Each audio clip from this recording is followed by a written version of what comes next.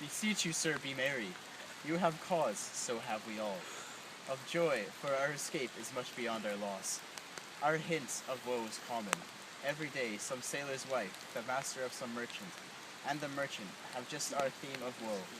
But for the miracle, I mean our preservation, few in millions can speak like us. Then wisely, good sir, weigh our sorrow with our comfort. Prithee, peace. Though this island seems to be desert, it is of subtle, tender, and delicate temperance. Temperance is a delicate wench. Aye, and a subtle, The air breathes upon us here most sweetly. as if it had lungs and rotten ones. Or as twere perfume my fate. Here is everything advantageous to life. True, save means to live. Of that there's none or little. But the rarity of it is which, indeed, almost by beyond credit. As many vouched rarities are, That our garments, being as they were drenched in the sea, hold their freshness and glosses, being rather new dyed than stained with salt water. Methinks our garments are now as fresh as when we put them on first in Africa, at the marriage of the king's fair daughter, Clarabelle, to the king of Tunis. 'twas a sweet marriage, and we prosper well in our return. Tunis was never graced before with such a paragon to their queen. You cram these words into mine ears against the stomach of my sense.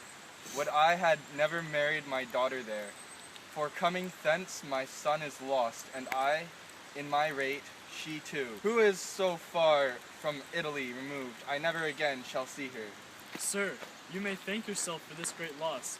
That would not bless our Europe with your daughter, but rather lose her to an African where she is banished from your eye. Prithee, peace. You were kneeled to and importuned otherwise by all of us, and the fair and herself weighed between loathness and obedience. We have lost your son, I fear, forever. Milan and Naples have more widows in them of this business making than we bring men to comfort them. The fault's your own. So is the dearest of the lost. My lord Sebastian, the truth you speak doth lack some gentleness it in. You rub the sore when you should bring the plaster. Very well! And most cogently. It is foul weather in us all, good sir, when you are cloudy. Foul weather? Very foul.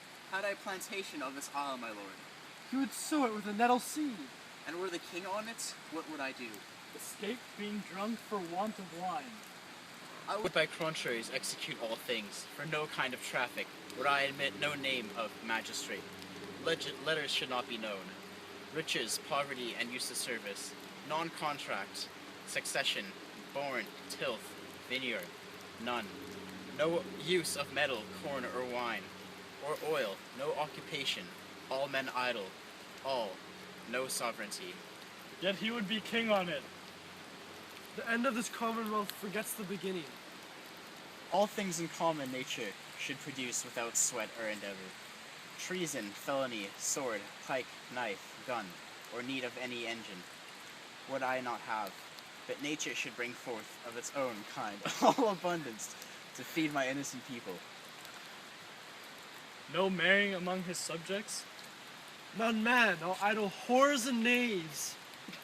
I would with such perfection govern, sir, to excel the golden age. God save his majesty. Long live Gonzalo.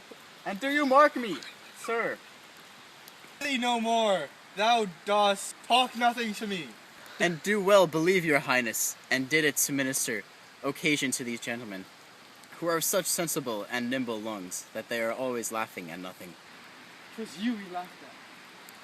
Who in this kind of merry fooling, and nothing to you, so you may continue and laugh at nothing still. What a blow that was given.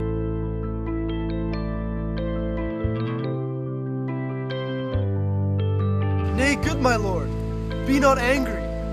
No, I warrant you, I will not adventure my discretion so weakly. Will you laugh me asleep, for I am merry.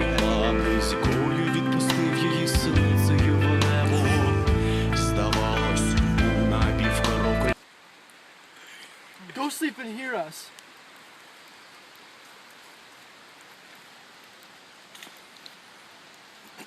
What? All so soon asleep? I wish mine eyes would, with themselves, shut my thoughts. I find they are inclined to do so. Please you, sir, do not omit the heavy offer of it. It seldom visits sorrow, when it doth, it is a comforter. We too, my lord, will guard your person while you take your rest and watch your safety. Thank you, wondrous heavy.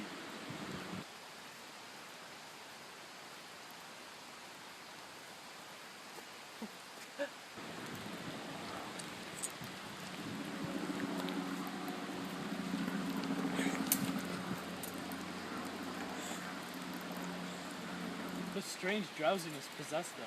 It is the quality of the climate. Why doth it not then our eyelids sink?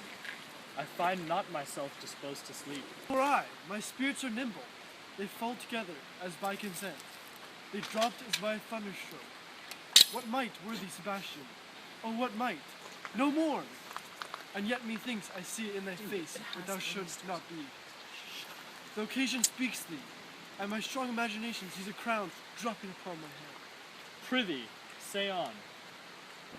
Thus, sir, although this lord of weak remembrance, this who shall be of us little memory when he is earth, hath here about persuaded the king his sons alive. 'Tis as impossible that he's undrowned as that he slips here as twins. I have no hope that he's undrowned. Oh, out of that no hope, what grape have you? Will you grant with me that Ferdinand is drowned? He's gone. Then tell me, who's the next herd of Naples? Clarabelle. She that is queen of Tunis? She that dwells 10 leagues beyond man's life? She that from Naples can have no note, unless the sun was post? 'Tis true, my brother's daughter's queen of Tunis. So is she heir of Naples. Twixt which reaches there is some space. A space whose every cubit seems to cry out. How shall that Clarabelle measure us back to Naples? Keep in Tunis, and let Sebastian wake. Say this were death, and now hath seized me. Why? They were no worse than now they are. There, be that can rule Naples, as well as he that sleeps. Lords that can prate as amply and ancestally as this Gonzalo. I myself could make a chaff of his deep chat.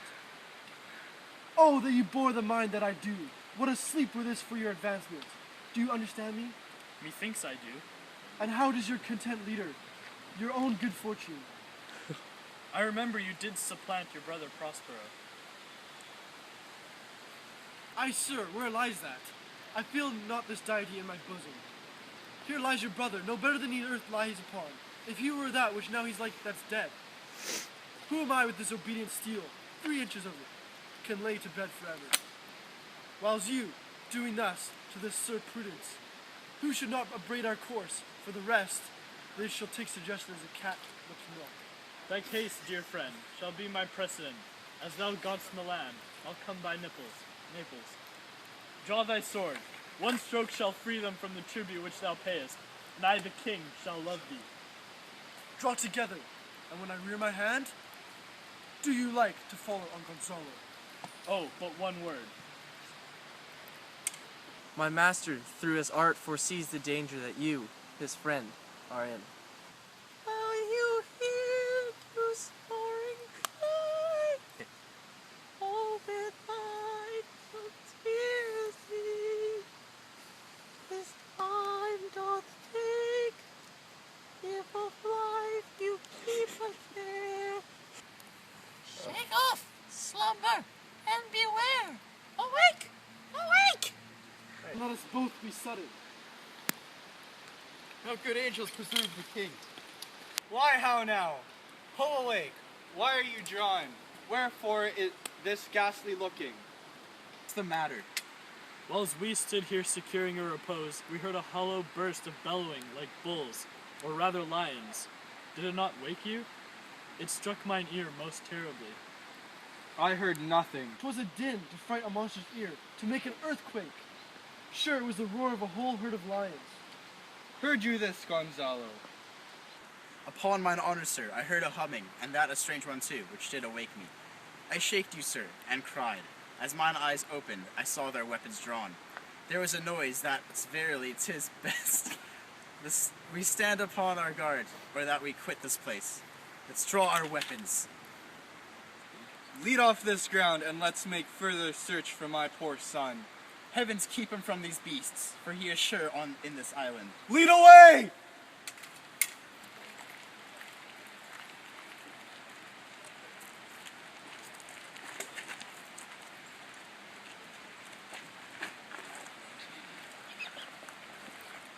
Prospero, my lord, shall know what I have done. So, king, go safely on to seek that son.